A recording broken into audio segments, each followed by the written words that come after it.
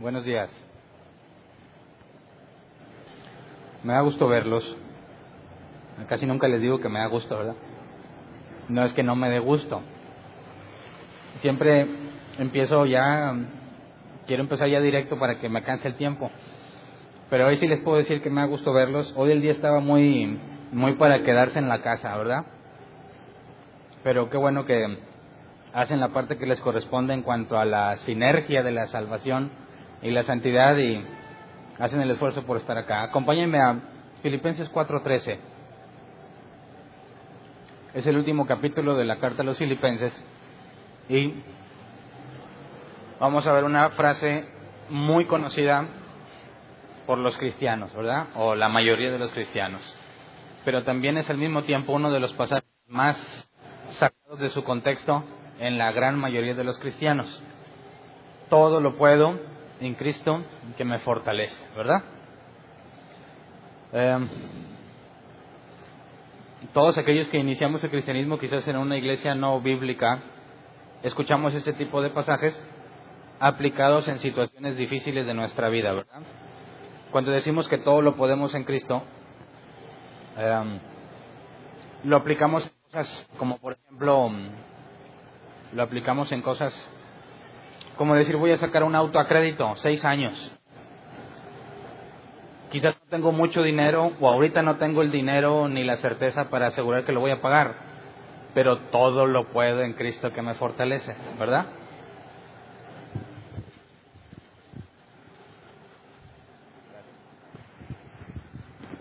Cambio de micro. Ok. Voy a sacar el carro, no tengo mucho, pero todo lo puedo en Cristo que me fortalece, ¿verdad? Oye, pero quizás le puedes echar todas las ganas que tú quieras, puedes esforzarte, ahorrar, pero ¿qué tal si me falta el dinero?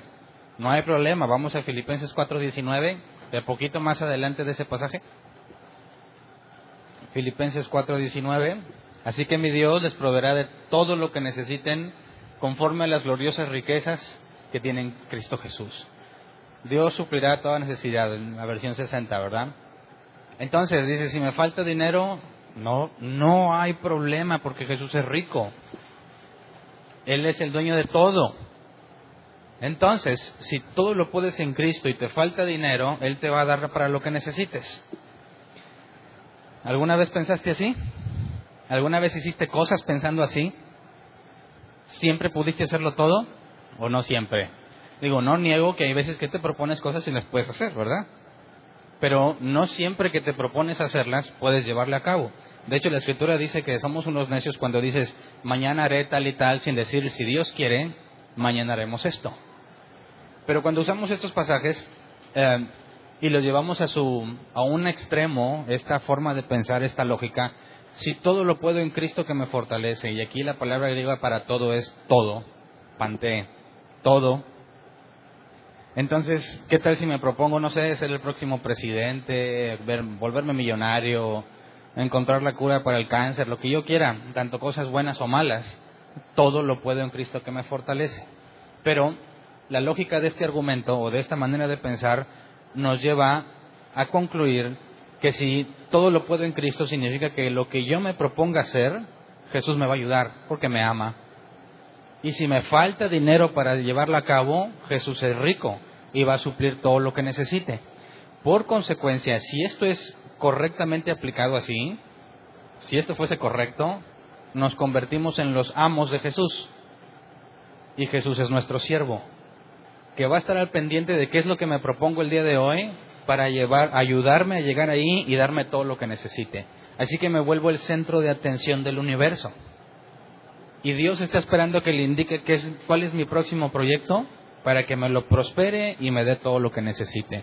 Así, a ellos hacen al Dios soberano, todopoderoso, lo convierten en su asistente personal que está al pendiente de los proyectos que quieran realizar, ¿verdad? ¿Quién de aquí pretendió tener a Dios como su asistente personal? No se hagan, ¿verdad? No levantan la mano por vergüenza. Yo también pretendí tener a Jesús como mi asistente personal. Y luego cuando te das cuenta que como que no está funcionando, pues ahí dices, no, pero pues mi fe compromete su poder. Entonces quieres hacerle mano de puerco a Dios, ¿verdad? Dios, ¿qué onda? Aquí dice que todo lo puedo, que tú tienes todas las riquezas y me vas a dar lo que necesite y tengo fe. Jaque mate. Dios queda sometido a tu voluntad y es un gravísimo error. Y lo peor del caso es que se lo dicen incluso a los no creyentes, y los no creyentes analizan con simple lógica, sin saber de Biblia, y con simple lógica no puedes tener a un Dios todopoderoso sujeto a tu voluntad. Es imposible. Sin siquiera entrar a la Biblia a ver la contradicción bíblica que esto representa, por lógica simple se vuelve imposible que el Dios todopoderoso y soberano esté sujeto a tu voluntad y a tus deseos. Así que aún los no creyentes pescan fácilmente la trampa en esta interpretación.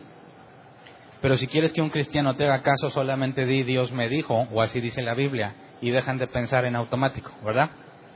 Dejan de razonar lo que estás diciendo. Y lo menciono porque Pablo nos va a hablar precisamente sobre razonar en cuanto al contexto inmediato y al contexto de la carta para poder entender lo que significa todo lo puedo en Cristo que me fortalece. El contexto inmediato, 3 versículos antes, luego te demuestra que cuando dice todo lo puedo, ese todo está delimitado a lo que acaba de decir, en el contexto de lo que acaba de decir. Pero hay un contexto todavía más amplio que quiero que analicemos. Entonces, quisiera que me acompañen a Filipenses 3:17, porque el miércoles, los que no estuvieron el miércoles, analizamos el pasaje que dice, donde Pablo dice que no quiere su propia justicia, sino la que proviene de Dios, la que es basada en la fe. Y el miércoles analizamos cuál es esa justicia. Y en Romanos, no lo voy a leer hoy, pero en Romanos se nos dice que Dios, por medio de Jesús, nos da el don de justicia, y es un regalo. Por consecuencia, no depende de ti, no depende, dice Pablo, del que quiere ni del que corre, sino de Dios que tiene misericordia. Los que nacieron de nuevo, a los que se les dio potestad de ser hechos hijos de Dios, los cuales no nacen de carne ni de voluntad de varón, sino de Dios. La idea de que la justicia sea un regalo conlleva que no hay nada que puedas hacer para merecerlo ni para sostenerlo, porque nunca se te tomó en cuenta tus acciones para poder recibir semejante regalo. Así que Pablo dice, de todas las cosas que él hacía con sus credenciales de fariseo, instruido de los pies de sumo sacerdote Gamaliel, etcétera, etcétera, dice, no las quiero, yo quiero la justicia que Dios regala. Pero ¿cuándo la regaló? Desde antes de la fundación del mundo. Antes de que existiera el tiempo y el universo y todo, está lo que la Biblia dice, y aquí lo menciona brevemente el libro de la vida, donde Dios tiene escrito a todos aquellos a quienes les regaló la salvación. De manera que tus acciones durante tu vida no influencian ni modifican lo que Dios decidió regalar antes de que fueras creado. ¿Me explico? Entonces, cuando Pablo dice que hay algunos que se sienten perfectos y piensan de otra forma, Pablo dice que les espera condenación, así de punto. No puedes pensar que hay algo que tú puedas hacer porque contradices directamente la Escritura cuando habla de un regalo. Entonces, Filipenses 3:17 dice, hermanos, sigan todos mi ejemplo y fíjense en los que se comportan conforme al modelo que les hemos dado. Pablo dice, quiero que todos piensen como yo en cuanto a eso, incluyendo la salvación. Y luego Filipenses 4:9, además de fijarnos en el modelo y los que se comportan así, nos llama a ponerlo en práctica. Pongan en práctica lo que de mí han aprendido, recibido y oído, y lo que han visto en mí. Y el Dios de paz estará con ustedes. Así que aquí hay una condición. Para que el Dios de paz esté contigo, ¿qué se requiere? Que imites a Pablo. Y lo he dicho en alguna ocasión anterior. ¿Pablo era perfecto? No. Pablo se equivocaba y pecaba y él mismo lo dice, ¿verdad? Las cosas malas que no quiero hacer, las hago. Las cosas buenas que quiero hacer, no las hago. Soy un miserable. Cuando tenemos que imitar a Pablo, ¿qué imitaremos en cuanto a esa parte? Digo, aunque no quieras, vas a imitar la parte pecadora, porque tú también tienes la misma naturaleza, ¿verdad? La idea de lo que vas a imitar en él es lo que hace después de pecar. ¿Me explico? Entonces él dice, si hacen lo que yo hago, lo que de mí han aprendido, recibido y oído, el Dios de paz estará con ustedes. Pero sería una contradicción si mis acciones determinan si Dios está conmigo o no, ¿cierto? Porque si Pablo nos dice que fuimos elegidos de antes de la fundación del mundo, ¿por qué razón mi comportamiento determina si Dios está conmigo? Pero no lo debemos de sacar de contexto. Vamos a 1 de Juan 1:6. No saques conclusiones aisladas, ¿verdad? Cualquier conclusión que saques de un pasaje tiene que armonizar con toda la Biblia. Ahí está el problema cuando no conoces la Biblia. Cuando interpretas un pasaje, prácticamente interpretas lo que tú quieras porque desconoces todo lo demás. Pero dice 1 de Juan 1:6, si afirmamos que tenemos comunión con Él, pero vivimos en la oscuridad, mentimos y no ponemos en práctica la verdad. La versión 60, ¿me la pones por favor? Si decimos que tenemos comunión con Él y andamos en tinieblas, mentimos y no practicamos la verdad. Pablo nos habla de practicar lo que Él hace. Entonces, cualquiera que dice, yo soy salvo y lo entiendo y lo sé, pero no lo practica, es un mentiroso. Miente cuando dice que él y Dios tienen una relación. Entonces, cuando dice Pablo, si hacen esto, el Dios de paz estará con ustedes, ¿a qué se refiere? Quisiera tocar brevemente, porque no es el tema de hoy, pero lo vamos a profundizar más adelante. Pero, ¿cuál es la idea que tenemos en cuanto a nuestras acciones y el comportamiento de Dios hacia nuestras acciones?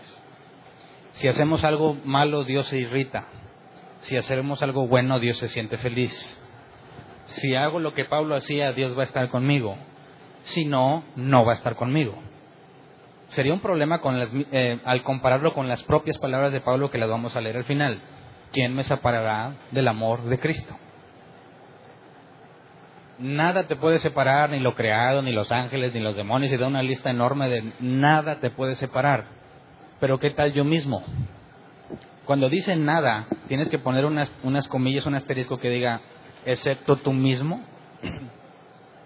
Nada me puede separar de Dios a menos que yo me separe de Él.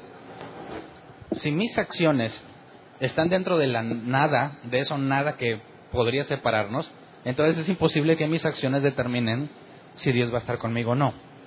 Pero en la Biblia tenemos muchísimos ejemplos de reacciones de Dios hacia el comportamiento humano. Estoy hastiado de sus sacrificios, ¿verdad? ¿Cómo entendemos a ese Dios que cambia de acuerdo a las cosas que hacemos?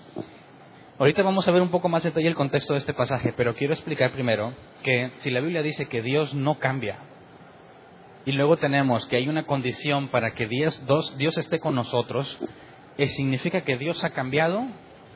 ¿O qué fue lo que pasó? Y aquí hay un ejemplo simple. Si la Biblia dice que Dios no cambia, ¿qué opina Dios del pecado? ¿Cómo reacciona Dios ante la injusticia? Siempre está airado con el pecado y con el pecador, ¿verdad? Siempre. ¿Hay alguna vez en la que no? Que alguien peca y diga, bueno, ando de buenas, esta vez no. Tu pecado, pues, no implica nada de mi parte. No, la Biblia es clara. Dios siempre está airado con el pecado y la maldad. Es lo opuesto a Dios. ¿Y qué opina Dios de la justicia? ¿Cómo reacciona la justicia? Bien, cuando le da los estatutos o los mandamientos a los israelitas, pongo delante de ti lo bueno y lo malo, ¿verdad? Si haces lo bueno, te voy a bendecir, voy a estar contigo, a tus hijos les va a ir bien. Si haces lo malo, te voy a maldecir. Entonces, Dios va a ir fluctuando según nuestro comportamiento, o Él siempre va a ver mal el mal y siempre va a ver bien el bien. Entonces, si yo le digo a uno de mis hijos, que ya me reclamó la vez pasada él, ¿por qué estás platicando de mi balón? ¿Quién se acuerda de ese ejemplo? Bueno, yo voy a usar los hijos de otro. Si una persona, un padre le dice a su hijo, no hagas esto, te voy a castigar. Puedes jugar en la casa, puedes saltar en la cama, pero ni se te ocurra ponerte a patear el balón. Ok, supongamos que el niño un día pues está brinque y brinque en la cama, tú lo ves y sabes que no problema, ¿verdad? No hay problema porque está haciendo lo que tú le permitiste hacer. Desde la perspectiva del niño que está brincando en la cama, cada que su papá se asome al cuarto, ¿lo va a ver enojado o contento? Pues lo va a ver normal, contento. Imagínate que este niño se acostumbra a que su papá siempre se asoma contento y se le ocurre subirse y empezar a patear el balón. Cuando su papá se asome y se dé cuenta que está haciendo lo que no debería estar haciendo, ¿qué cara va a percibir el niño? ¿Qué cara tendrá el papá desde la percepción del niño? Ya no lo va a ver contento, ni alegre, ni normal.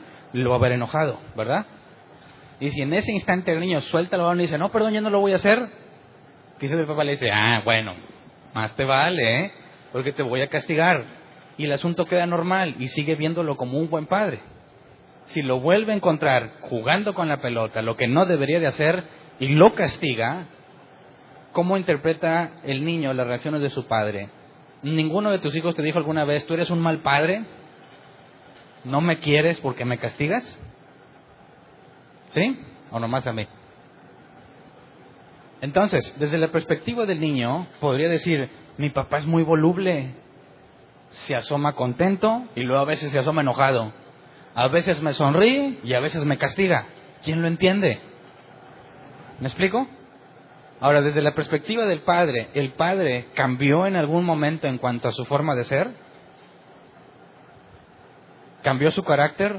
Claro que no. Mientras haga lo bueno, hay una reacción favorable. Ante lo malo hay una reacción contraria. Pero el padre nunca cambió su forma de ser. El hijo experimenta distintas facetas del padre según lo que él hace. ¿Me explico? De esta manera sucede con Dios. Cuando en la Escritura se escribe en cuanto a Dios, dice Dios estaba enojado. Y luego a Dios se le pasó el coraje. Y, entonces Dios cambia. No. El que cambia soy yo, moviéndome entre las cosas que agradan y desagradan a Dios. A Dios siempre le ha desagradado la maldad y la injusticia. Y siempre le ha agradado el bien. Y si yo no hago las cosas que corresponden, voy a ver a un Dios. Si soy de su pueblo, voy a ver a un Dios que dice, yo castigo y reprendo al que amo. ¿Verdad? Dice, Dios está enojado. Pues sí. Pero entonces cuando se pone contento, ¿Dios cambia? Claro que no, porque esa siempre ha sido su actitud por siempre. Entonces cuando Pablo dice, si hacen esto, el Dios de paz estará con ustedes, no está hablando de que te abandone o te deje, sino estará a tu favor.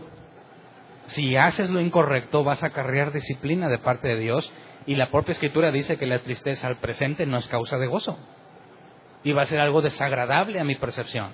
Entonces, cuando leamos la Escritura, tenemos que entender que Dios no cambia, pero nosotros experimentamos cosas diferentes de Dios o de parte de Dios según lo que hacemos. ¿Me explico? Esto es importante para entender la frase de todo lo puedo en Cristo. Entonces, si tenemos que imitar a Pablo y nos enfocásemos en las cosas buenas que ha enlistado, que él sigue adelante y lucha, como somos buenas gentes, pues decimos, sí hay que imitarlo, pero como somos también mal pensados, tendría que irme a las peores partes de Pablo. Cuando Pablo estaba en la cárcel, y como manifiesta en la carta a los Filipenses, no siempre ha tenido lo suficiente para vivir bien. Se habrá sentido angustiado, se habrá sentido desesperado. ¿Puede un creyente genuino, bíblico, estar ansioso por una situación o no? ¿Qué haría Pablo en los momentos más difíciles de su vida como para poder imitarlo? Si yo me angustio, ¿te pasa por la mente que quizás Pablo se angustió? Si yo me afano en cosas de la vida, ¿crees tú que en algún momento Pablo se afanó? Vamos a Hechos 27:20 para ver un poco de las reacciones de Pablo y poder entrar en el contexto de lo que nos va a decir en Filipenses 4. Dice, como pasaron muchos días y que aparecieran ni el sol ni las estrellas y la tempestad seguía arreciando, perdimos al fin toda esperanza de salvarnos.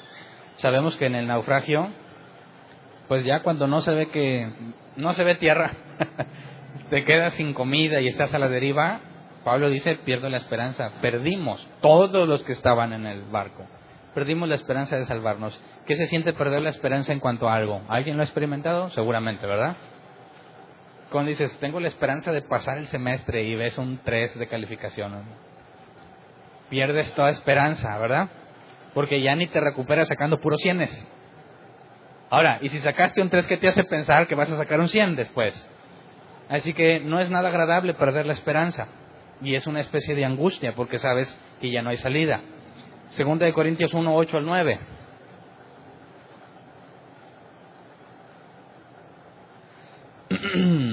Dice, hermanos, no queremos que desconozcan las aflicciones que sufrimos en la provincia de Asia.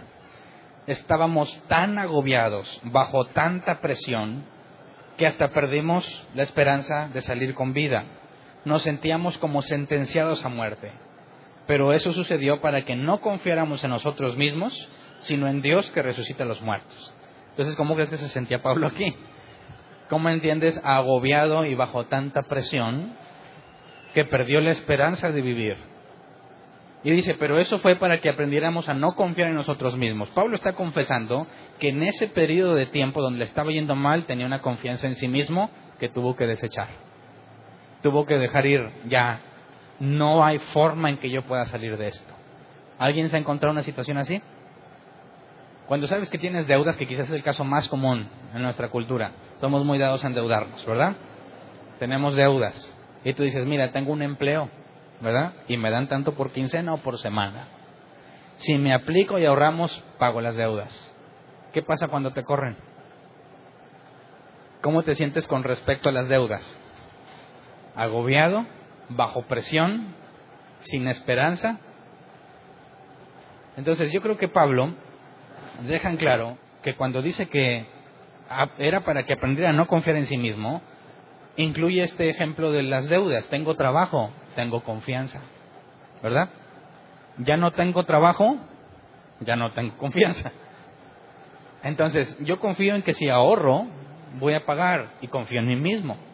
Pero cuando te corren y te vienen a cobrar, la confianza en ti mismo, después de esforzarte por conseguir trabajo y no conseguirlo, la confianza en ti mismo va a desaparecer completamente, porque te vas a encontrar con la realidad que nunca tuviste el control de la situación. Tú te imaginabas que ibas a tener trabajo y eso te daba la ilusión de control, ¿verdad? Cuando te enfrentas a la realidad de que tú no tuviste el control cuando te despidieron, se acaba la confianza en ti mismo. ¿Alguien ha vivido eso? Bueno, Pablo también.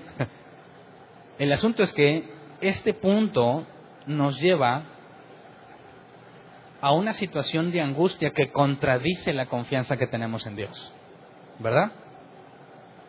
Si realmente sabemos que Dios ha prometido que techo, comida y vestido no nos faltarán, porque Dios es justo y da salario a sus obreros, si eso es una verdad, no tendríamos por qué estar angustiados, pero el hecho es que nos angustiamos. Entonces, Filipenses 4, del 10 al 12, leamos por favor. Pablo nos da información muy útil. Me alegro muchísimo en el Señor de que al fin hayan vuelto a interesarse en mí. Claro está que tenían interés, solo que no habían tenido la oportunidad de demostrarlo. Aquí está hablando de que le llevaron una ayuda económica. Y le da mucho gusto, ¿eh? ¿A quién le da gusto cuando le pagan o cuando le dan dinero? Me alegro muchísimo en el Señor, ¿verdad? Ok. Versículo 10. No digo esto porque esté necesitado, pues he aprendido a estar satisfecho en cualquier situación en que me encuentre. Sé lo que es vivir en la pobreza y lo que es vivir en la abundancia. He aprendido a vivir en todas y cada una de las circunstancias, tanto a quedar saciado como a pasar hambre, a tener de sobra como a sufrir escasez. Entonces, Pablo estaba bien bendecido, entre comillas, defínase bendecido como muchos cristianos lo traducen, sin problemas económicos, sin enfermedades, con tu familia toda cristiana, con un buen carro, con un buen trabajo, etcétera, etcétera, etcétera, ¿verdad? Eso es estar bendecido para muchos. ¿Tú crees que Pablo vivía así? Bueno, aquí es gráfica la descripción, ¿verdad? A veces se queda con hambre. Esto nos lleva a cuestionarnos. Jesús dijo que no nos faltaría comida, ¿verdad? ¿Qué pasa cuando te queda hambre? Comiste y te quedó hambre. ¿Te faltó comida? ¿Qué opinas? Todos hemos comido y nos queda hambre, ¿no? Pero cuando vas de visita y no tienes confianza, te aguantas. Si estás en la casa o pagaste, pues a lo mejor pides más. Pero en cuanto a la promesa, no nos faltará comida y tenemos hambre. ¿Quién de aquí ha pasado al menos un día sin comer porque no tiene para comprar comida?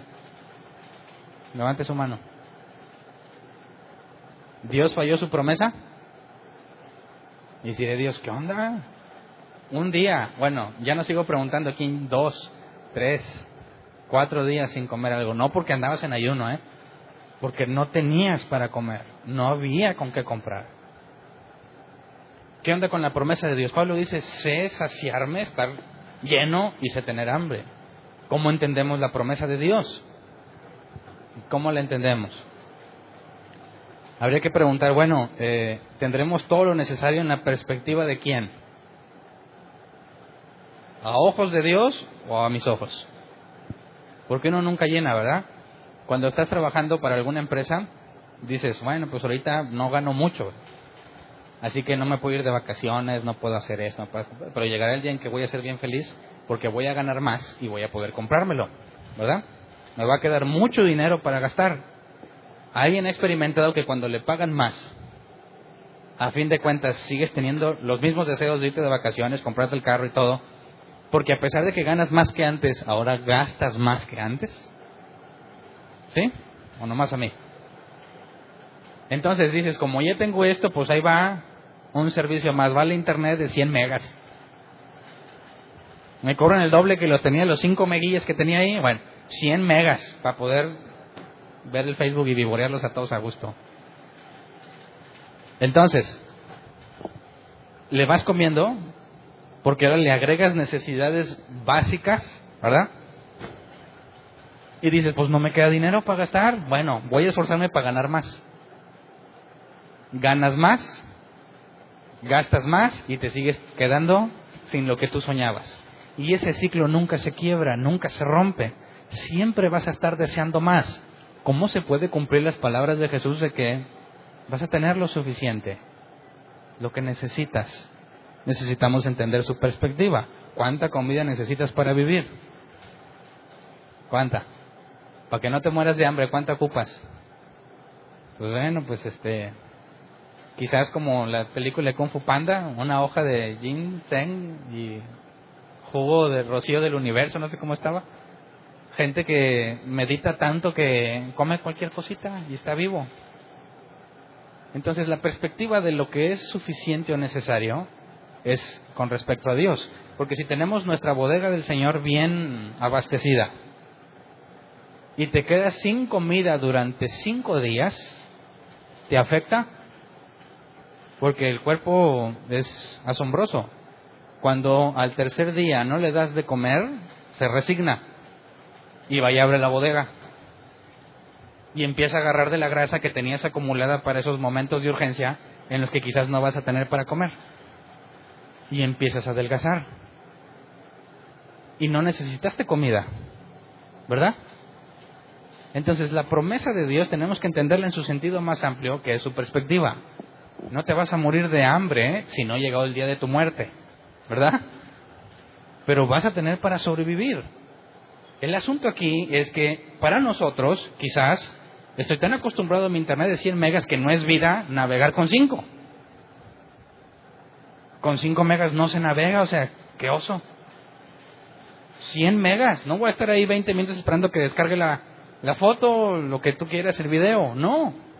Y nos empezamos a quejar. Hombre, ¿por qué? O sea, yo estaba bien, mira en la miseria que me tienes, 5 megas de internet. Suena gracioso, pero sí hay muchos cristianos, no hablo de los que no que son cristianos, muchísimos cristianos que te dicen, no hombre, nos está yendo bien mal, ¿por qué? No, pues el negocio y así, pero tiene su persona que le ayuda en la limpieza, tiene muchas cosas, carro y todo, y se queja de que le va muy mal. Dice, pues ¿qué me dejas a mí? Estoy en la miseria. Nuestra perspectiva de lo suficiente tiene que ajustarse a lo que Dios ve y lo que Dios ha establecido como suficiente. Entonces, cuando Pablo dice aquí, versículo 11, no digo esto porque esté necesitado, pues he aprendido, ¿verdad? He aprendido. Eso implica un proceso, y quisiera que viésemos el original. La palabra aprendido es el griego manzano, que se traduce como aprender datos clave, obtener conocimiento de la experiencia, lo que implica reflexionar, decir, por lo que me ha pasado, me di cuenta de. ¿Me explico? ¿Quién de aquí ya tuvo que sobrevivir con 5 megas?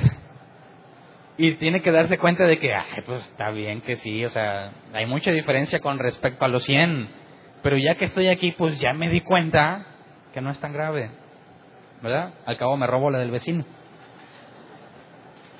Pónganle password fuertes a sus antenas, ¿verdad? Porque está dura la cosa. Bueno, aprender datos claves por medio de la experiencia, dice Pablo, eso es lo que he aprendido a estar en abundancia o en escasez. Y lamentablemente no es a la primera experiencia. Reflexionas en base a lo que te ha estado pasando y caes en cuenta, ¿sabes qué? Entendí esto por las cosas que te han pasado. Y cuando dice que ha aprendido a estar satisfecho, la palabra satisfecho es autarqués, que se traduce como contento, satisfecho o autosuficiente. Esta traducción de autosuficiente puede ser en sentido positivo o negativo. En sentido positivo, imagínate que tienes, como los comerciales esos que venden su casa, dos parejas que dicen, vamos a vender la casa, ¿y qué hacemos con el querubín? Y un pelado viejote que no hace nada y nada más está viendo la tele y comiendo. Y lo sacan de su casa para que sea autosuficiente y ya no esté de mantenido. Ese es un sentido positivo de la autosuficiencia, ¿verdad? Un sentido negativo es decir, yo no necesito a Dios ni nadie porque yo puedo solo. Ese es un sentido negativo de la autosuficiencia. El asunto aquí que dice Pablo, que él ha aprendido a estar satisfecho, a estar contento. Es suficiente. Me quedé con hambre, pero estoy satisfecho. Estar satisfecho no es sinónimo de estar feliz, ¿verdad? Estar feliz y estar satisfecho son cosas distintas. Puedes estar satisfecho y al mismo tiempo no estar feliz. ¿Alguna vez lo has vivido? Leamos el versículo 14, Filipenses 4:14.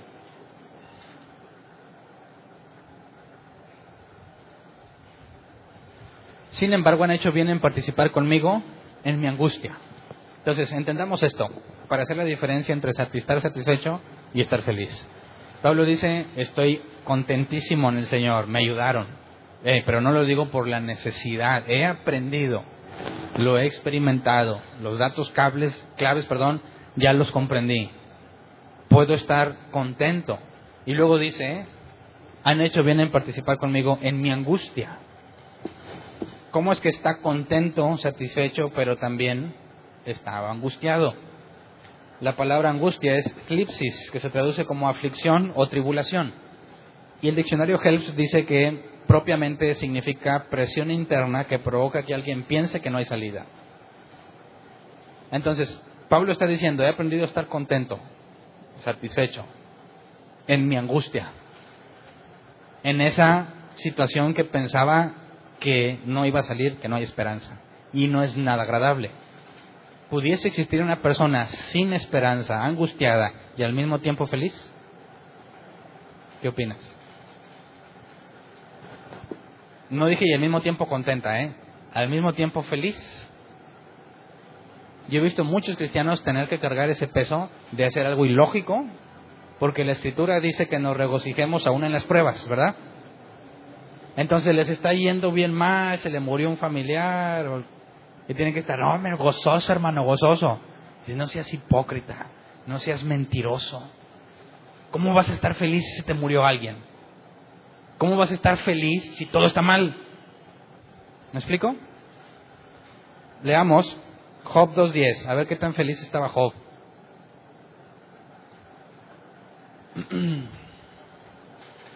Job le respondió, mujer, hablas como una necia. Le está hablando a su esposa, ¿verdad? Si de Dios sabemos recibir lo bueno, ¿no sabremos también recibir lo malo? A pesar de todo esto, Job no pecó ni de palabra. Acababa de perderlo todo, ¿verdad? Sus hijos, todo. ¿Estaba feliz? ¿Sí o no? No. ¿Estaba satisfecho? ¿Sí o no? Cuando tú estás dispuesto a recibir aún lo malo, habla de contentamiento, no de felicidad. Decir, aún esto es bueno. Me contento con esto no significa me pongo feliz con esto. Por eso la palabra más apropiada ahí sería estoy satisfecho. Recibo lo bueno y lo malo, está bien. Pero eso no significa que estoy feliz. ¿Me explico? Hay personas que en lugar de estar en duelo, como vemos en la Escritura, que guardaban un mes de duelo por alguien fallecido, el conocimiento de todos, Aarón o Moisés. Hay personas que están en medio del duelo y quieren estar felices para aparentar ser cristianos de veras, ¿verdad? Porque hay lugares donde te presionan. ¿Tienes cara de derrota? ¿No tienes el Espíritu Santo? Bueno, pues nomás lee los salmos para que veas cómo se expresaba el salmista y cómo hablaba de que se le carcomen los huesos por dentro, a ver qué tan feliz se sentía. Tenemos que aprender a diferenciar lo que es estar satisfecho y lo que es estar feliz. Y Pablo nos deja claro en la Escritura que a pesar de estar en angustia estaba satisfecho. Y cuando podemos entenderlo, podemos avanzar en imitar a Pablo, ¿verdad? Filipenses 4, 6 al 7 nos da la parte práctica de cómo poder llegar a estar satisfechos aunque no estemos felices. Dice, no se inquieten por nada, más bien en toda ocasión, con oración y ruego, presenten sus peticiones a Dios y denle gracias. Y la paz de Dios, que sobrepasa todo entendimiento, cuidará sus corazones y sus pensamientos en Cristo Jesús. Y este es otro, creo que voy a ver 3 pasajes famosos. Este es el segundo. La paz de Dios que sobrepasa todo entendimiento, ¿verdad? ¿Nunca oraron por ti pidiendo que la paz de Dios que sobrepasa todo entendimiento estuviera contigo? Bastantes veces. Oye, que está bien mal, no te preocupes, que la paz de Dios que sobrepasa todo entendimiento está contigo, ¿verdad? Cuando hacían un llamado al altar, pasábamos todos al altar y que la paz de Dios que sobrepasa todo entendimiento. Y se interpreta como que es algo que va a pasar inmediatamente, ¿verdad? Es una sobada de lomo que Dios te hace, donde hace que digas, ya estoy en paz. Qué bonito se oye, pero no es bíblico. ¿Por qué? Porque cuando analizamos el original de este pasaje, aunque sí es cierto que la paz se repasa, va más allá de cualquier entendimiento, no habla de un hecho milagroso que de repente va a hacer que te sientas bien.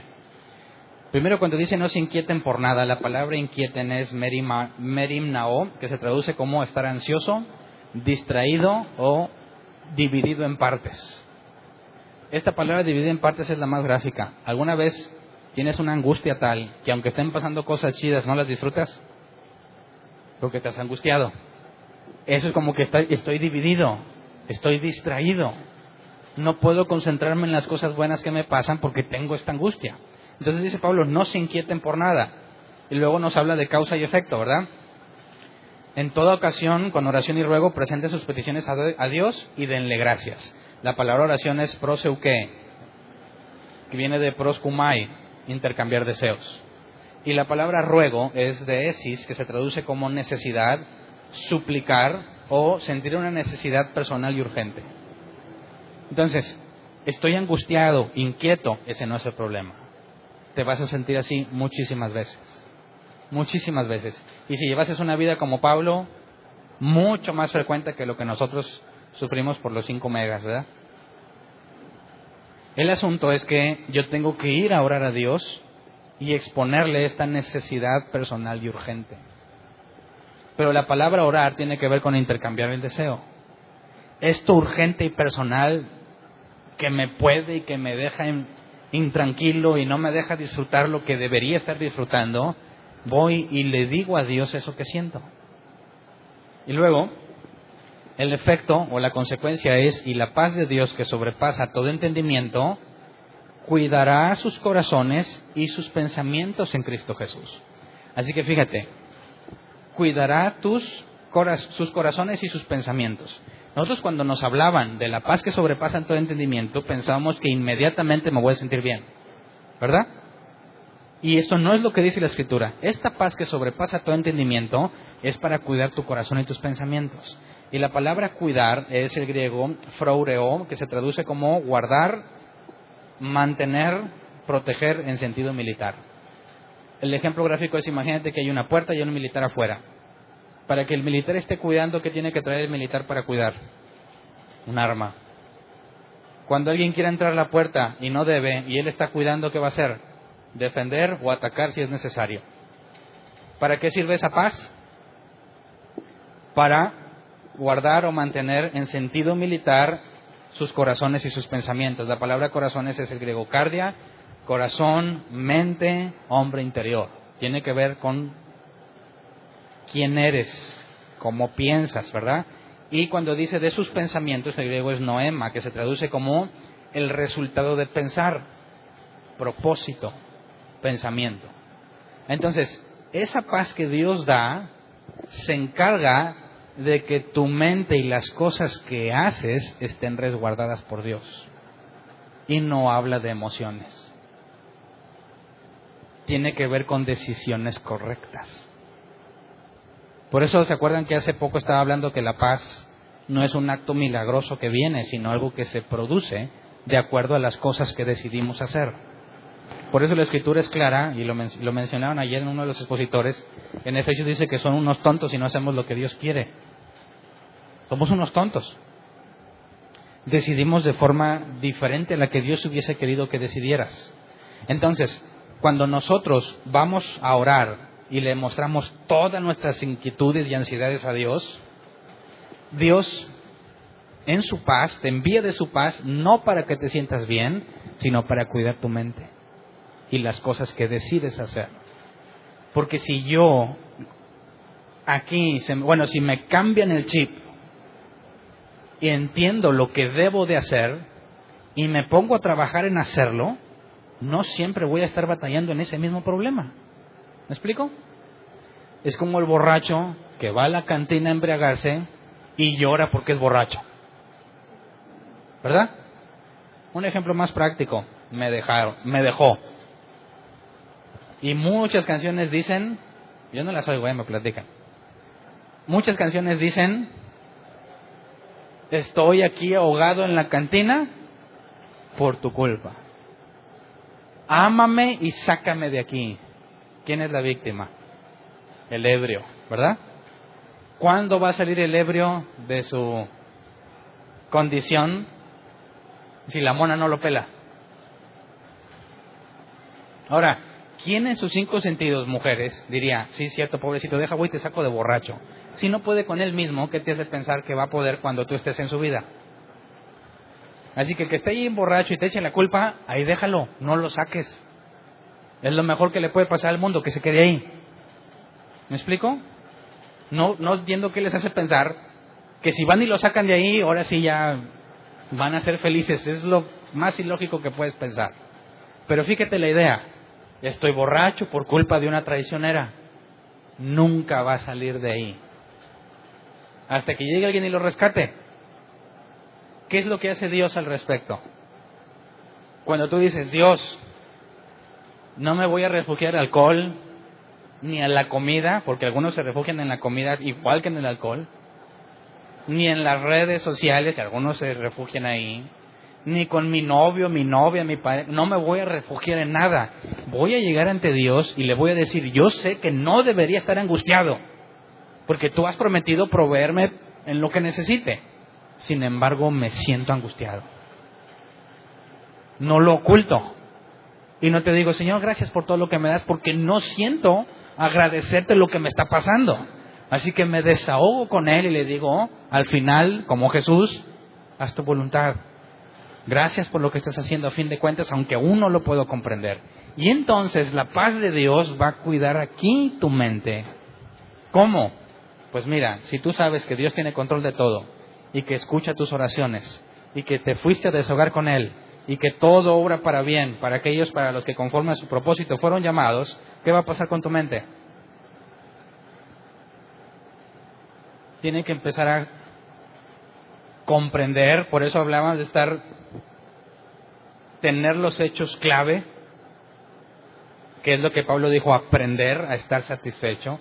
Tener los datos clave para decir: entiendo. Pedro le dijo a Jesús: no me lave los pies. Y Jesús le dijo: no me entiendes ahora, pero lo entenderás. Entonces, hacemos la parte que corresponde de ir a estar con Dios, y Él se encarga de cuidar lo que tenemos aquí, para que cuando nos levantemos y continuemos con nuestras vidas, seamos congruentes con lo que la Escritura dice y hagamos cosas que nos alejan de esa situación complicada.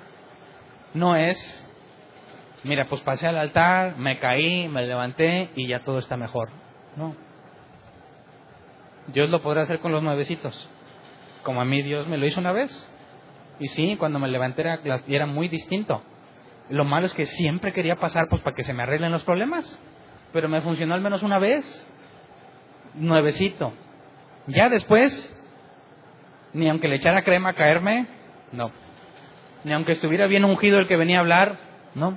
Me levantaba y ya mi vida es diferente. Y toma, llegas a la realidad, ¿verdad? ¡Pum! Es un gancho al hígado cuando te encuentras con que nada cambió. No importa cuánto te revolcaste.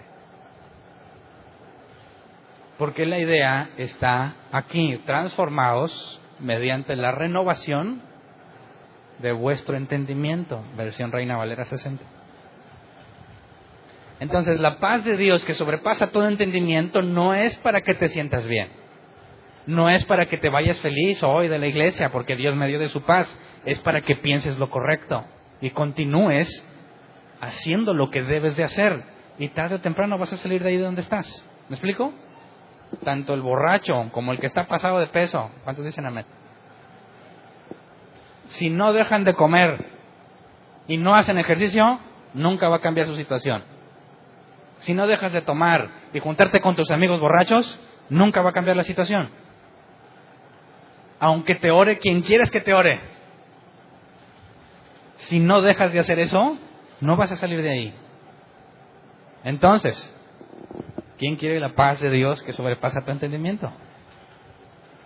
Dios guarda que tus pensamientos no se desvíen. Señor, endereza mis pasos, cambia mi corazón. Del hebreo lev, mente, hombre interior. Haz que esto que pienso, que me lleva a hacer las cosas que hago, esté protegido por ti, para que haga lo correcto, para que no permites que me desvíe y termine haciendo cosas que no te agradan y el problema viene a ser peor. ¿Me explico? Entonces, si Pablo dice que ores, ¿para qué oras? Dices, a ver, Hernán, me está diciendo Pablo, quiere que vaya y ore y le presente mis ruegos, súplicas. Y lo que va a pasar no es que la situación va a cambiar milagrosamente, sino que Dios va a cuidar mi mente para que haga lo correcto, que me lleva a dos opciones: a un cambio, si lo que estoy haciendo es consecuencia de mis malos hábitos y mis malas decisiones, Dios me va a sacar de ese problema, pero no de forma milagrosa. Lo milagroso es que me cambie mi cabezota, ¿verdad? Pero el problema no desaparece milagrosamente. Hay un proceso que te va a llevar a la solución. Y en su defecto, si es el último día, como si fuese Pablo diciendo, yo no sé si aquí me voy a morir y yo ya acabé mi carrera, porque Dios tiene designado el día en que mueres. Si ese es el día en que mueres y estás bien angustiado, lo único que Dios va a hacer contigo es que permanezcas firme. Ya no te va a sacar de ahí porque ese es tu día. ¿Me explico? Así que nuestra esperanza no está en que Dios me va a sacar, sino en que Dios me va a llevar a hacer lo correcto, porque guarda lo que pienso, lo que entiendo. Y si es mi último día, permaneceré firme según su gracia. Y si no es mi último día, saldré de ahí. ¿Me explico? Entonces, versículo 8 al 9, ahí enseguida.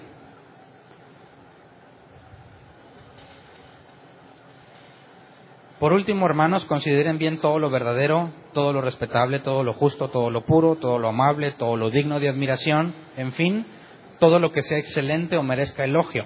Pongan en práctica lo que de mí han aprendido, recibido y oído, y lo que han visto en mí, y el Dios de paz estará con ustedes. En lugar de ponerme a ver cada una de las palabras que dice en el original, que son muchas, leamos la traducción en lenguaje actual, que lo pone en palabras más simples. Versículo 8, finalmente, hermanos, piensen en todo lo que es verdadero, en todo lo que merece respeto, en todo lo que es justo y bueno, piensen en todo lo que se reconoce como una virtud y en todo lo que es agradable y merece ser alabado. Ahora, cuando dice piensen, como la Nueva Versión Internacional dice consideren, esta palabra es interesante. Cuando analizamos el griego, la palabra es logisomai, que tiene la misma raíz que lógica, viene de logos, cuando Jesús es el logos en Juan 1.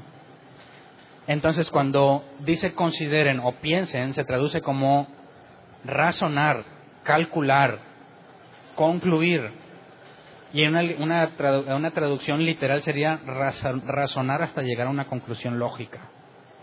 Entonces cuando dice, piensen en todo lo bueno, dices, ay, qué bello es el cielo. Qué bello es Dios. Tan hermosa su creación cuando te ves al espejo. Tan hermosa su creación. Yo pienso en todo lo puro. Qué hermosos son los niños puros. No está hablando de eso. No está hablando de que pienses y te imagines esas cosas. Está hablando de que las razones y llegues a conclusiones. ¿Por qué eso es bueno? ¿Por qué? Porque es considerado una virtud. Y con lo que estás viviendo, en la experiencia que estás viviendo, y Dios protegiendo tus sentimientos, si te fijas, te va a llevar a un cambio radical en la manera en la que haces las cosas. ¿Alguna vez te pusiste a pensar, ¿por qué es bueno ir a la iglesia? Dice, pues Dios está en todas partes. Yo me quedo aquí en mi casa y yo como quiera estoy en comunión con Dios. ¿Por qué es bueno ir a la iglesia? Bueno, porque si consideras la Escritura y empiezas a razonar, a ver, la Biblia dice que nos ha dado talentos, ¿verdad? Y que un día va a venir el Rey de todo, que es Jesús, y te va a decir qué hiciste con lo que te di. Y le tienes que entregar ganancia, ok. Y luego hay una parábola que dice que el sirviente malo, en lugar de darle comer a los consiervos, decidió ponerse a tomar y a celebrar, y cuando llega el dueño, le recrimina porque no hizo lo que le correspondía. Y luego dices, bueno, la Biblia dice que debemos edificarnos unos a otros. ¿Y eso dónde sucede? En la iglesia, por medio de los ministerios. Llevar las cargas los unos de los otros, exhortarnos los unos a los otros. Si Dios me dio habilidades y nunca estoy con los otros, ¿qué voy a dar como resultado? Nada, porque fuiste un inútil. Así que, ¿por qué es bueno ir a la iglesia? Una razón, porque pongo a trabajar lo que Dios me dio. Y la segunda, es que voy a ser edificado con lo que Dios le dio a otros. Así que es bueno ir a la iglesia porque hay una conclusión razonable y lógica. Todo lo que sucede en la congregación de los santos es para beneficio de los santos. Es bueno que vaya. No es cuán bueno y cuán gozoso es habitar los hermanos juntos en armonía. Es hermanito, te amo hermanito, no seas mentiroso. ¿Cómo vas a amar si ni lo conoces? A mí me cae bien gordo y ya me desahogué con ustedes. Me cae bien gordo, hermano, lo amo, no sea mentirosa, señora. Ni me conoce. Ni sabe lo que ando hablando de usted. No es cierto, ¿eh? No es cierto, ¿cómo que me amas? Sí, los amo a todos, no es cierto. ¿Están de acuerdo conmigo? ¿O soy el único Grinch?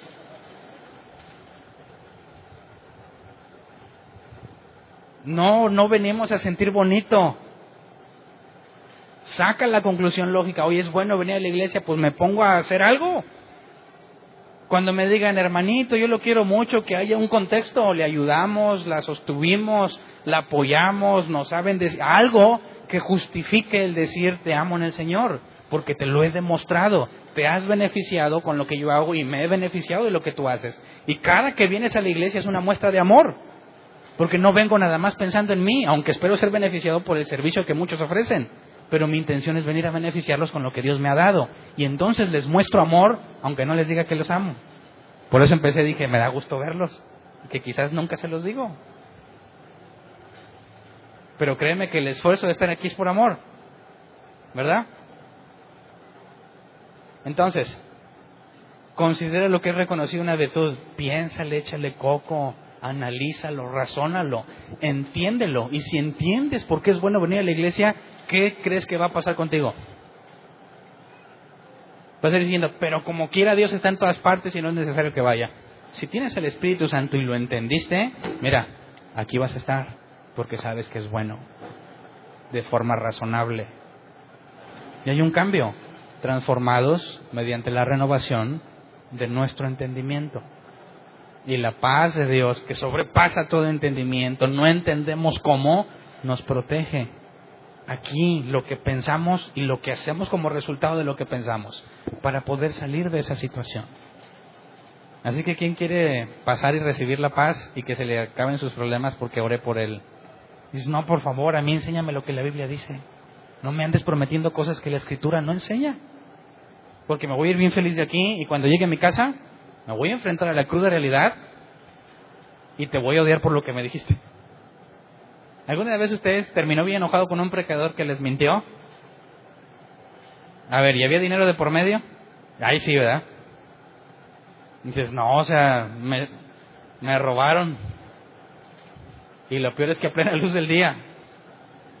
Y da coraje, ¿por qué me dijeron eso? Y lo más coraje es ¿por qué le creí? Pero cuando entiendes y dices, hermano, venga y pacte y Dios le va a arreglar su matrimonio, ¿qué le vas a decir? ¿Seas mentiroso?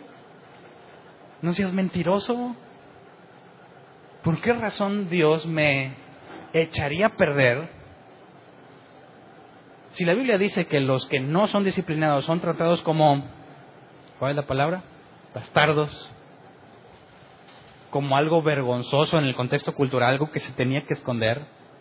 ¿Por qué me dicen que Dios me va a tratar como bastardo al arreglar un problema que yo creé? Porque yo estoy casado con mi mujer y si tengo problemas es responsabilidad mía.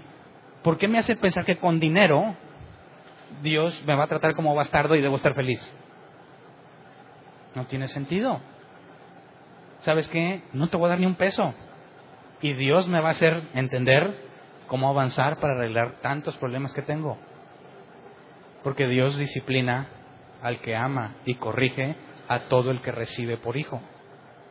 Así que no existe la píldora mágica para que sin hacer ejercicio, sin esfuerzo y sin sudar, bajes de peso en una semana. No. No sé si eso te motive o te agüite, ¿verdad? Entonces, Filipenses 4, 10 al 13. Para que ahora sí veamos el todo lo puedo en Cristo que me fortalece.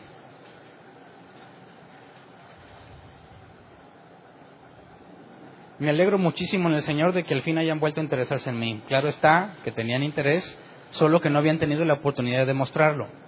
No digo esto porque esté necesitado, pues he aprendido a estar satisfecho en cualquier situación en que me encuentre. Sé lo que es vivir en la pobreza y lo que es vivir en la abundancia. He aprendido a vivir en todas y cada una de las circunstancias, tanto a quedar saciado como a pasar hambre, a tener de sobra como a sufrir escasez. Todo lo puedo en Cristo que me fortalece. Y ese es el primer punto. Todo lo puedo en Cristo que me fortalece son todos esos altibajos de la vida. No todo lo que tú te propongas, ¿verdad? Aunque la palabra todo en el griego pante habla de todo, el contexto limita qué es ese todo, ¿verdad? Si no hay una muestra bien simple, todo lo puedes en Cristo que te fortalece, bueno, ponte a volar. Si todo es todo, vuela. ¿No? Dame algo. 3,000 pesos, no tengo, todo lo puedes en Cristo. Ese es un ejemplo claro que aunque el original diga todo, el contexto no está hablando de todo, sino de escasez o abundancia. Estar saciado, tener hambre. Paz o persecución, lo que tú quieras. Todo eso lo puedo en Cristo. Descartamos la primera idea triunfalista. Pero no es la más importante, esa es la más fácil, ¿verdad? Pues oye, compadre, pues nomás léele un poquito atrás y te vas a dar cuenta que no es todo lo que tú quieras. Se trata de que todo lo puedo en Cristo, basando en otra cosa más sólida y fundamental que debemos entender. Pero antes de ver eso, vamos a Filipenses 4:4. Lo que Pablo dice, que aprendió a estar satisfecho y todo, lo resume en este pasaje simple. Alégrense siempre en el Señor, insisto, alégrense. Versión 60, regocijaos en el Señor siempre. Otra vez digo, regocijaos. Traducción lenguaje actual, vivan con alegría su vida cristiana. Lo he dicho y lo repito, vivan con alegría su vida cristiana. Y aquí esto pues no lo entiendo. ¿Qué tan alegre estaba Job? Si Pablo dice que estaba en angustia, ¿estaba alegre? No puede ser. El original, cuando habla de alégrense, es el griego kairó, que se traduce como experimentar la gracia, estar consciente de la gracia recibida, deleitarse en la gracia. No tiene que ver con alegrarse. Entonces, en el caso de Job, Dios le quita todo lo que tiene. Le dice a su mujer, todavía estás ahí, todavía sigues creyendo en Dios, maldícelo y muérete. Eso es un acto o una acción acorde a nuestras emociones, ¿verdad? Me está yendo bien mal, te maldigo. ¿Qué dice Job? No, estoy consciente de la gracia recibida. Recibo lo bueno y lo malo. ¿Por qué voy a maldecir a Dios? Ahora, ¿eso implica que estaba alegre? No. Pero sé que todo es por gracia. ¿Qué es lo que nos merecemos? ¿Nos merecemos el internet de 100 megas? Bueno, el de 5 te lo mereces. Poniéndonos al estándar divino, que tenemos que ser sin mancha, ¿qué tan manchado andas? ¿Qué te mereces? Nada. Cuando estaban encarcelados los discípulos decían, Dios nos ha concedido sufrir por Cristo. El apóstol Pedro dice, los que sufren de acuerdo a la voluntad de Dios, entréguense a su fiel Creador. Aún eso es gracia, porque recompensan el sufrimiento. Así que lo que dice aquí no es regocíjense, es estén conscientes de la gracia recibida, no importa lo que pase. Cuando te quedes sin trabajo, Dios no quiera, pero si quiere, tendrás que decir, Dios da, Dios quita. Se siente bien feo, pero estoy consciente que es gracia. ¿Me explico? Ahora, cuando decimos, por último, todo lo puedo en Cristo, estamos diciendo algo implícito. Imagínate que en mi angustia me enojo con Dios y lo maldigo. Tenemos dos opciones, ¿me perdonará o no me perdonará? ¿Crees que te perdone? ¿Sí o no? Y levante la mano el que dice que no. Los que dicen que sí, voten. Ok. Son las únicas dos posibles opciones. El que piensa que sí, ¿qué le hace pensar que sí?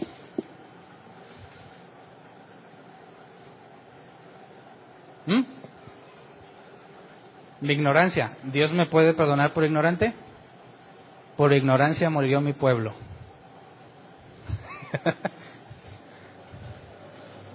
¿Cuál es mi base para decir sí me va a perdonar? Basado en...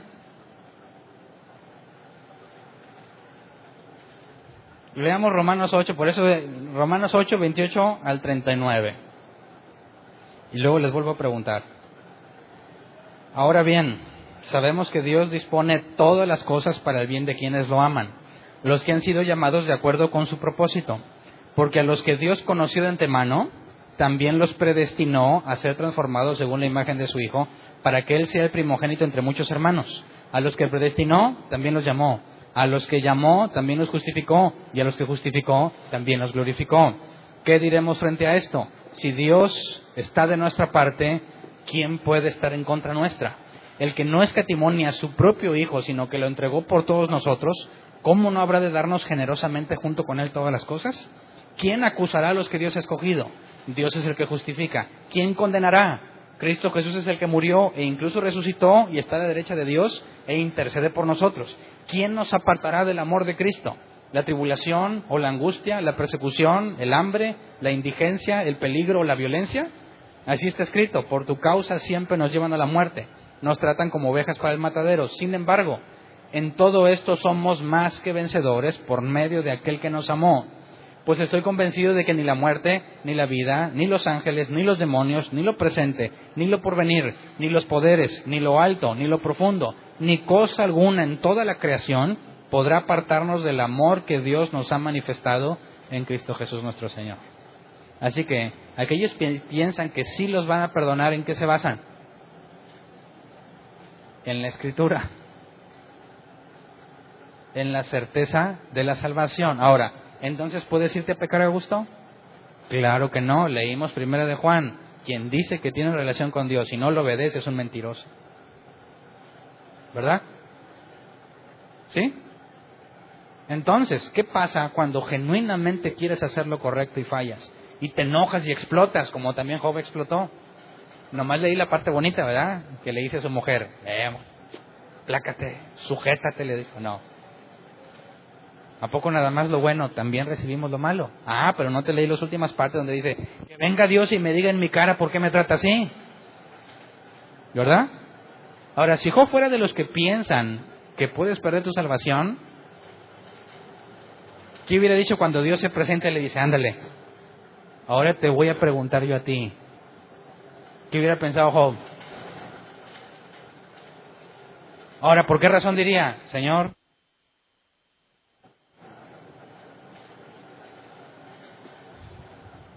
ahora mis ojos te ven?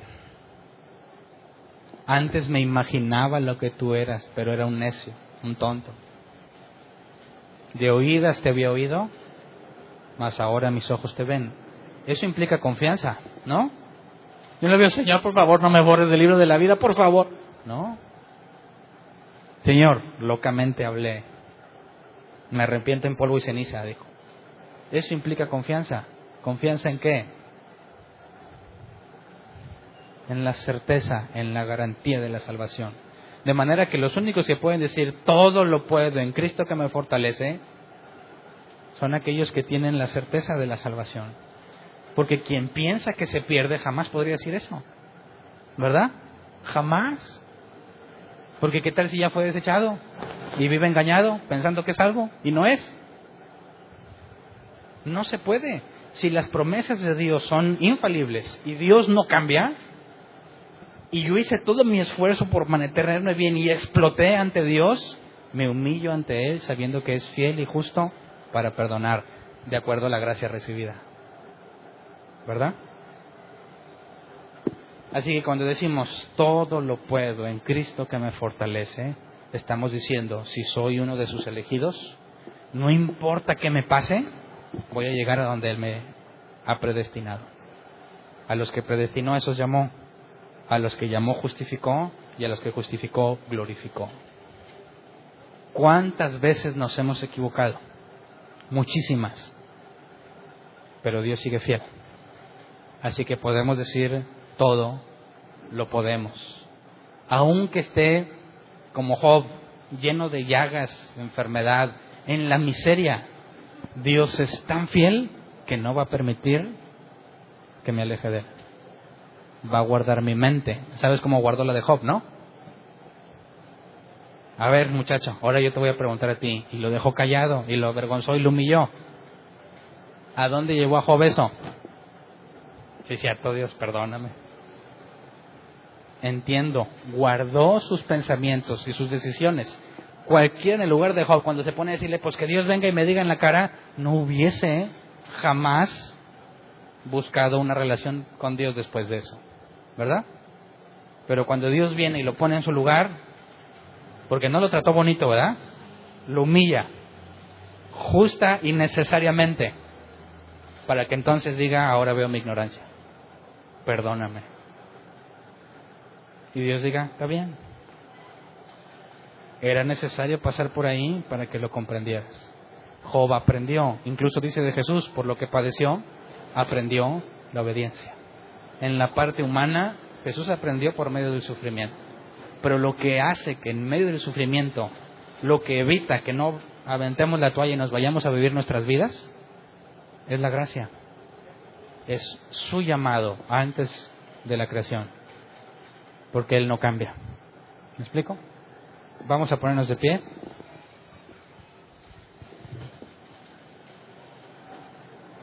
Quizás hayamos vivido mucho tiempo pensando en que Dios nos pudo haber desechado ya, ¿verdad? ¿Alguna vez te pasó eso? No, hombre, a mí se me hace que Dios ya me desechó, ¿sí? Ok. Necesitas pedirle perdón, ¿verdad? Por ignorantes, pensábamos que había que agregarle una notita a lo que leímos en Romanos 8, ¿verdad? Ni lo alto, ni lo profundo, ni los ángeles, de nada, nada, nada, menos Hernán. Menos tú, ponle tu nombre ahí. Ninguno. Y eso tiene gran influencia en la forma en la que vivimos. Nunca será igual pedirle perdón a alguien de quien no tienes la certeza de amor y que piensas que puede cambiar en cualquier momento, a alguien que sabes que no cambia y que siempre es fiel. Entonces, pidámosle perdón, porque cuando pecamos nos escondemos de Él, entre comillas nos escondemos, ¿verdad? Dejamos de orar. ¿Por qué dejamos de orar cuando pecamos? Porque pensamos que no nos va a aceptar. Dejamos de ir a la iglesia. ¿Por qué? Pues porque soy un hipócrita. ¿Cuándo dejaste de serlo? Nunca. Si el don de justicia, el regalo de justicia es inmerecido, ¿qué has hecho en toda esta vida para merecer seguir con Él? Nada. Las cosas no cambian. Él no ha cambiado. Él sigue diciendo, te la regalé. Es un regalo, pero te recibí como mi hijo y te voy a disciplinar. Esa es la diferencia. Con los que no son de Él, Romanos 1 y 2 es claro, los entrega a sus propios pensamientos, haz lo que tú quieras. Pero a los que somos de Él, esto que has hecho, acarrea disciplina. Y quizás te va a ir muy mal, pero lo que vas a recibir es que no te vas a apartar de Él. Va a hacer cambiar la forma en la que piensas. Su paz va a guardar tu mente para que sigas perseverando. Y eso es más que suficiente. Es lo único que necesitas para decir, aunque me está yendo bien mal, Él no ha permitido que me descarríe de Él y no me ha entregado mis pensamientos. A pesar de todo, sigo lúcido y buscándolo. Y esa es la mayor gracia que podemos recibir. ¿Me explico? Si no podemos comprender esto, nuestra vida va a ser detenida. No vamos a poder avanzar como debiéramos. Sin embargo, Él es fiel para hacernos entender, ¿verdad? Tú tienes dos opciones como Jonás. O vas a Nínive por las buenas, o Dios va a permitir que hagas lo que tú quieras momentáneamente. Agarra el barco. Aquí hay mucha tempestad y dice, pues aviéntenme, yo soy. Bueno, pues lo avientan. Él dijo, ¿verdad? Y cuando se está ahogando, ya pensando que no, entonces Dios manda el pez para guardarlo. Y sale, ¿cómo te imaginas que salió del pez? ¿Y dónde terminó? En Nínive. Entonces, ¿qué era lo mejor?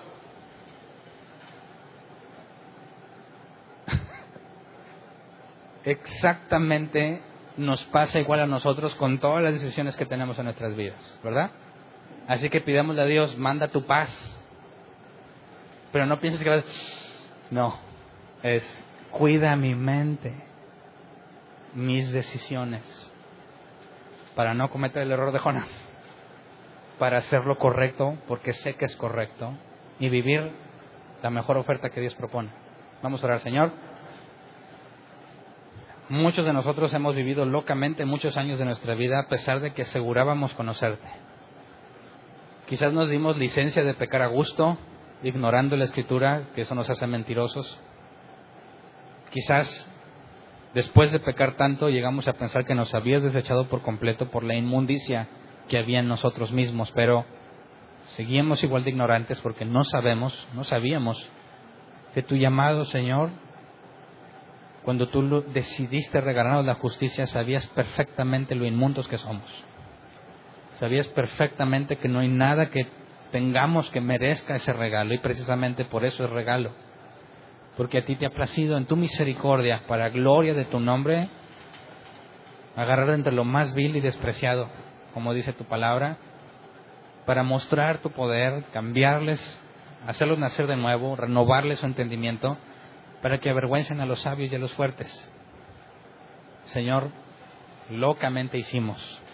Hablamos de forma necia y nos comportamos de forma necia y queremos pedirte perdón, confiando en que si nosotros fuimos infieles, tú permaneces fiel, y que los que tú llamaste porque los elegiste, tú los has justificado gratuitamente, nos vas a santificar y llegaremos a la glorificación de acuerdo a tu propósito divino.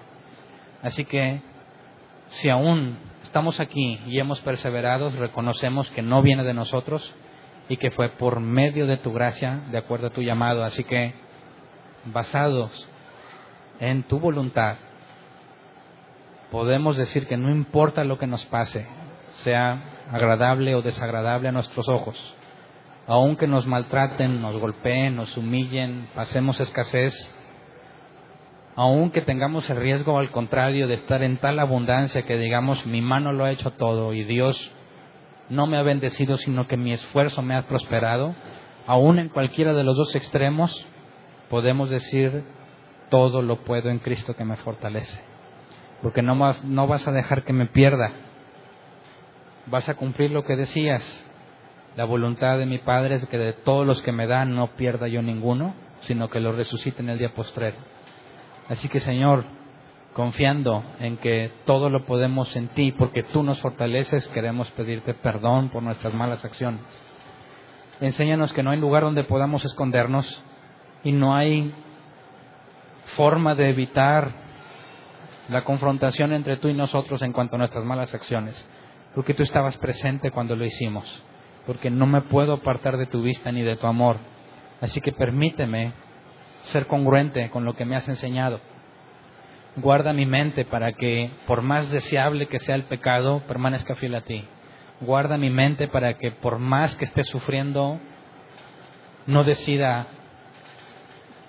neciamente vivir en pecado, ya que Te considero injusto.